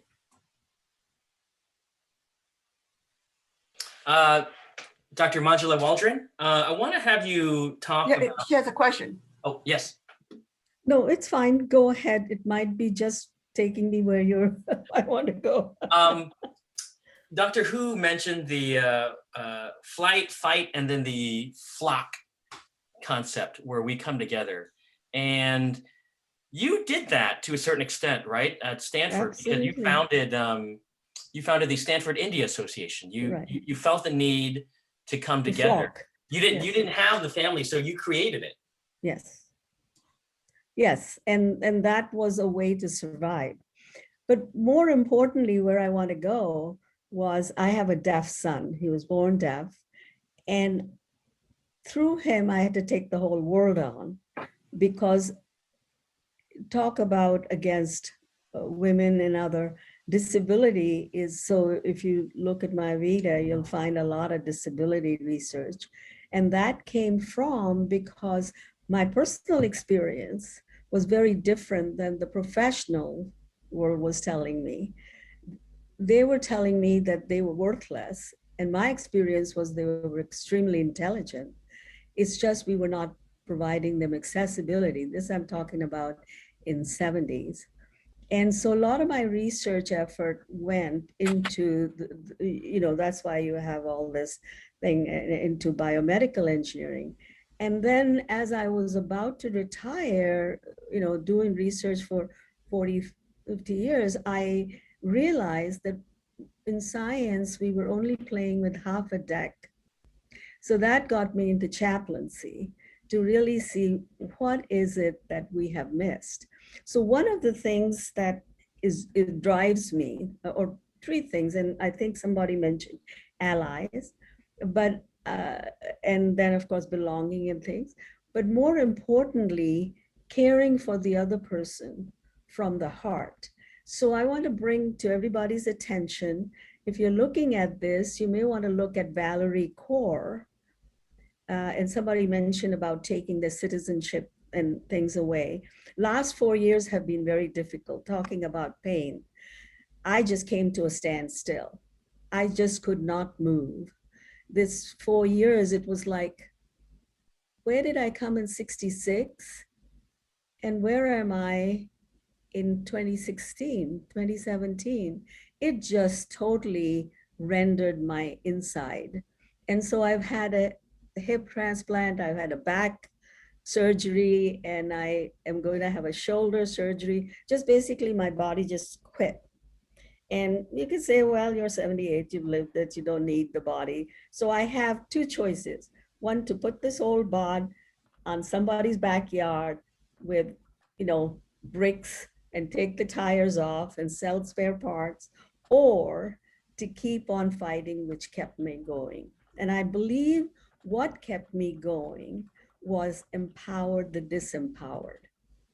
So all the things you're talking about is disempowerment in society for who we are. I don't want to call racism. So what I want to bring is our Stanford graduate, Valerie Kaur, K-A-U-R. She gave a baccalaureate address, and she started this program. She's on TED, she gives TED Talk, and she's young. And Tommy Woon, I don't know if you met him or not, he was the dean of diversity. And so that's why we were doing courses for young people, freshmen, about how do you work with diversity? How do you design a society that accepts people who are diverse? So we have a whole curriculum. And then the robot, now we have robots and AI, which I've specialized in, we work in, that are different. So from there, we can take some of the history out and put it where we can get in touch with our humanity. So Valerie's book and program right now is, she calls it, See No Stranger.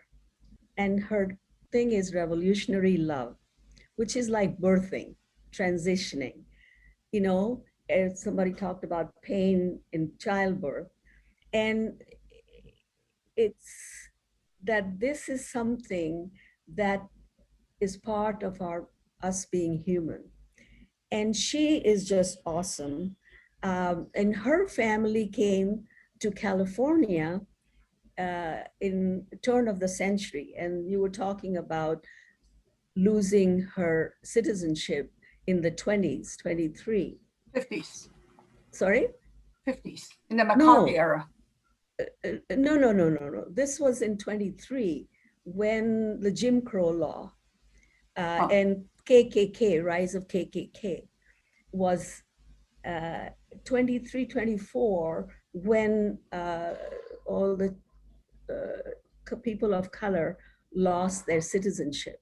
A lot of people killed themselves because their businesses were taken, something like the Japanese and other people have done. McCarthy just rode on it, same as Trump rode on it, on that inherent social bifurcation.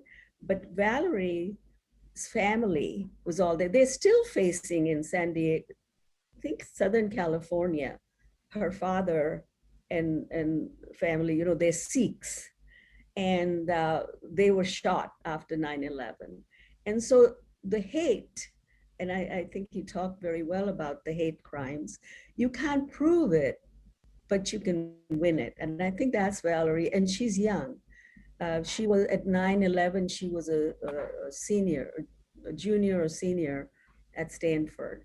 And then she did MDiv, she did JD, she did, and she's an entrepreneur, and is coming with this. I recommend this to you, to really look into it, that the young people you talked about, they're looking at it very differently. And I think I sent the link to Bryant and other people. It's worth spending, you don't have to spend a lot of time, but the innovation that exists, you know, I can go back and say, you know, I was discriminated against. Brutopia was very evident, but when you're by yourself, it doesn't matter. You know, you're going to be, but educating other people is extremely important, and educating from the heart, from the mind, and from listening to the other people, caring for the other people. So I just wanted to bring that, is empower the disempowered. People who are hateful often feel disempowered. And that's what Tommy taught me, was how to get past our own prejudices, which is very, very hard.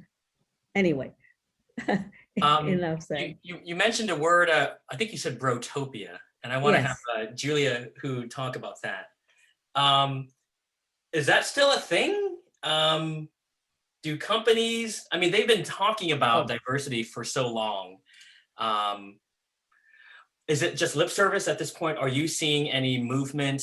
Are you seeing them take any kind of meaningful action in terms of embracing diversity at the corporate, in corporate America? Yeah, I remember when Brotopia came out, and it was laughable because it was so something I totally saw and expected. You know, we in building our company really tried to search far and wide to make sure that we had a diverse population. So as a tech AI company in Silicon Valley, you know, we just did a audit, and proud to say that we have 50% women and 50% men, and you know, kind of pretty nice even racial distribution, and I think that, you know, the Silicon Valley, you know, is sort of still bro-y, and unfortunately even recently, I realized that, you know, in my experience as an entrepreneur, I've had kind of sexual harassment issues with investors, and that power dynamic is very, very tough and toxic. And it's sometimes, when, I was pretty young, it was not very overt sexual harassment. And so I thought that I was doing something wrong, that I was giving off the wrong, tone or tact, that this was maybe not sexual harassment, but that it was paternalism, or, or this is what a close business relationship, sort of looks like. And I just love when Rona said, fight or, flight or flock. Fight, flight, freeze or facade, and flock. Yeah, I know that there's a lot of women with, in certain power dynamics where they are still not able to fight. And I love the idea of flock, because I mean, literally until I was speaking and heard about another Asian female getting sexually harassed by, the same investor, that I felt so seen. And I realized that the things I thought I was imagining were actually validated. And so I can't believe how cathartic to know, I mean, as horrible as this shared experience is, that, it's something that I think, Asian women and, have a particular, I think, interest in not burdening people with their own problems. And I would encourage people to flock, because it's so helpful.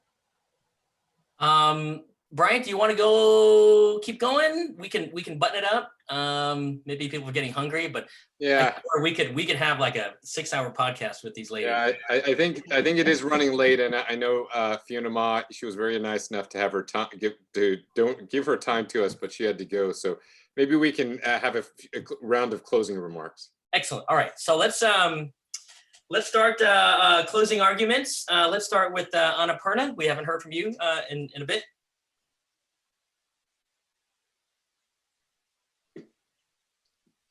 You're on mute.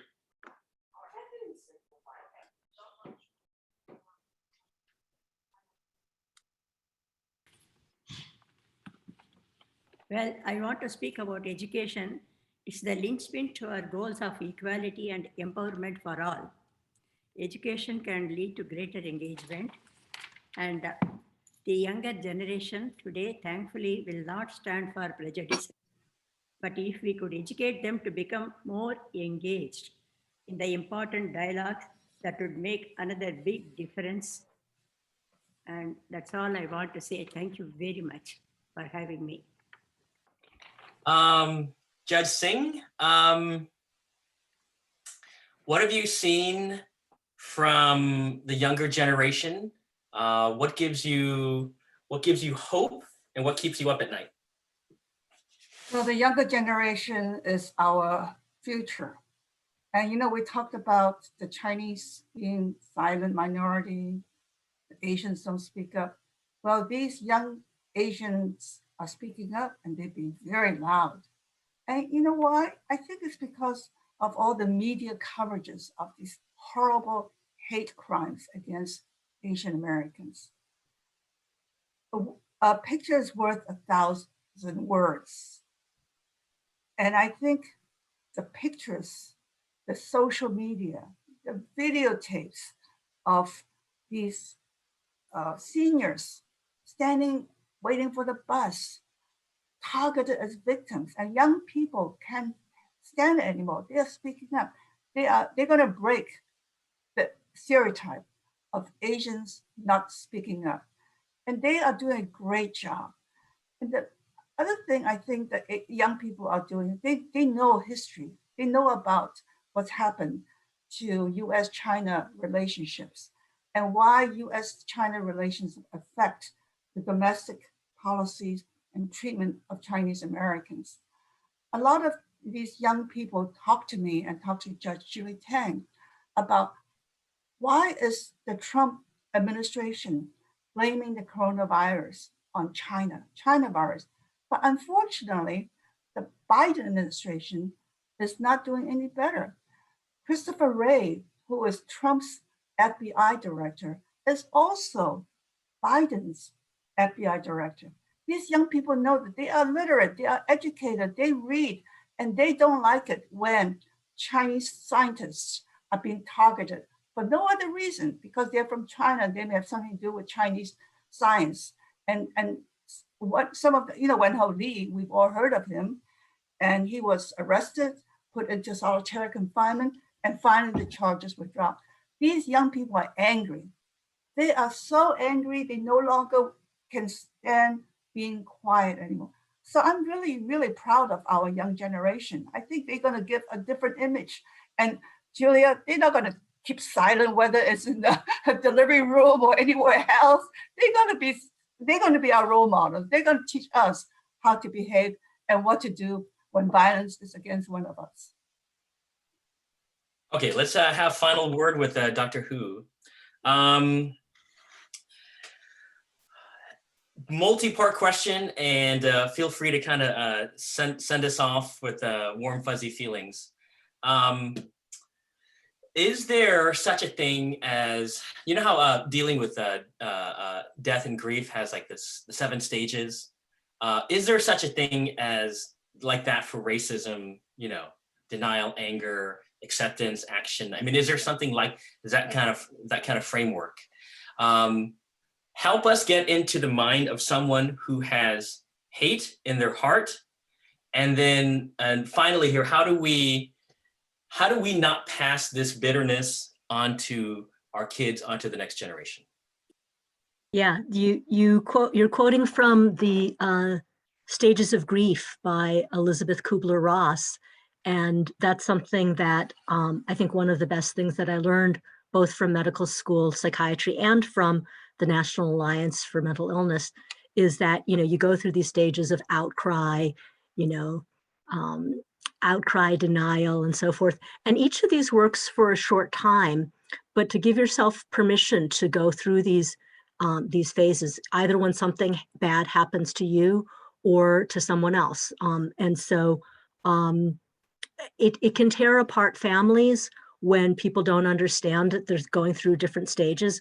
So let's say after a death in the family or a bad diagnosis, if someone's saying, oh, I'm going to look up everything on the internet, and the other person is sort of like, I'm just going to hope that everything's fine, then one person will say, well, he obviously doesn't love our child as much as I do. And then the other one will say, she's lost it. She's not doing any good. This happens with racism too. So to give yourself permission to pick up and put down some of these struggles, if you're eat, sleep, breathing, these struggles every moment of the day. So I told you to recognize pain, yes, but you also give yourself permission to go through the stages. I can go through 2, maybe 3 stages in one day. I can do like outcry in the morning and then, bargaining in the afternoon. And then the people around you to do it as well. So I think that's one of my pearls. I would love to quote from my niece, since this is for grandmothers and I'm not a grandmother. I want to show a picture of my niece, Alyssa Ye, and her grandmother, my aunt, and my cousin. She wrote the day after the killings in Atlanta, she wrote a beautiful article, some thoughts on the state of Asian America. And I'll try not to choke up too much, but she said about grandmothers, they were our groundbreakers, escaping violence and instability to navigate a society that told them they could never truly belong. So they made themselves small, polite, and acceptable, and still they are shoved to the pavement. And the article goes on about how she goes through this stage of anger, which she shouldn't deny, and she has every right to, and then comes out the other side and says, I hope our non-Asian friends would see the reality of our pain, and that we as Asian Americans would see other minority groups as partners and not competitors. I truly believe that solidarity and education are tangible ways forward. And so I'm going to take the final word by actually giving the final word to someone younger than me, in honor of her grandmother and in honor of all of us. To all our distinguished panelists, thank you very much. I feel smarter, I feel heard, I feel loved after speaking with all of you. And this has been a wonderful, wonderful experience. And fight the good fight. You know, it's a long war. This is just part of the battle. And let's flock together. Thank you so much to all our distinguished panelists, and thank you as well to our fantastic moderator, Kit Do.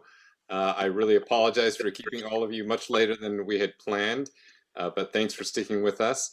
Thanks to the audience as well. Please join us in supporting the AAPI community wherever you are. I know we have viewers from around the world.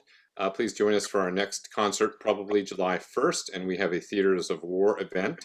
We're also collecting AAPI stories. So if you go to beingaapi.com, beingaapi.com, we're collecting the best and worst experiences. So we want 2 stories from everybody. Tell us about the best experience you've had as an Asian American, but also the worst experience. We want to get that to see what the range is. So please go to the website and please share your story with us. Thank you again. Please join us. Stay safe. Thanks so much. Can you give that website again, please? I didn't write it down. Oh, sorry. Being AAPI, beingaapi.com. Okay. Great. It's also in the chat box. Great. Thanks so much. Take care. Okay. Thank you. Bye-bye.